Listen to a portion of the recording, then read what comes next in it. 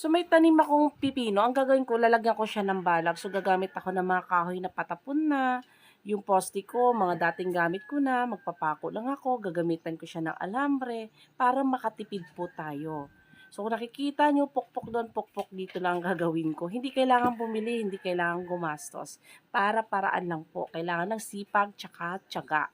So, magtatali tayo dito para secure po yan. Hindi matumba talaga yung poste ko na yan. Para-paraan lang po talaga sa paghahalaman para hindi po tayo gumastos, lalo na kung walang panggastos. So, ginamitan ko siya ng alambre. Yan na yung naging setup niya.